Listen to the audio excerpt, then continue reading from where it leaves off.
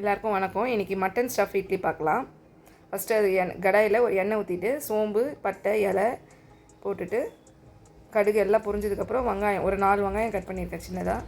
அதுக்கப்புறம் இஞ்சி பூண்டு சின்ன சின்னதாக அரைஞ்சிட்டேன், அதையும் போட்டுக்கோங்க. தக்காளி ஒரு தக்காளி போதும்.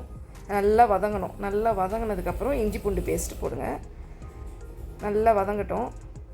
அதுக்கப்புறம் கைமா கடையில் கேட்டாவே இதுமாரி கொடுப்பாங்க, மட்டன் கைமா. அதுக்கப்புறம் மஞ்சத்தூள் ஒரு 5 டீஸ்பூன், மிளகாத்தூள், கரம் மசாலா எல்லாம் போட்டு கொஞ்சம் ஒரு அரை சொம்பு தண்ணி, தேவையான அளவு உப்பு, நல்லா கொதித்து சிம்மில் வச்சிட்டிங்கன்னா நல்லா வெந்து அது தனியாக பிரிஞ்சு வரும் எண்ணெய். அதுக்கப்புறம் கொத்தமல்லி போட்டுடலாம். அப்புறம் இட்லி அதில் கொஞ்சம் கொஞ்சமாக கைமாவு வச்சுட்டு மேலே திருப்பி அது மூடுற மாதிரி மாவு ஊற்றிட்டிங்கன்னா ஸ்டஃப் மட்டன் இட்லி தயாராகும். அதுக்கு தொட்டுக்க கொத்தமல்லி சட்னி. ட்ரை பண்ணி பாருங்கள்.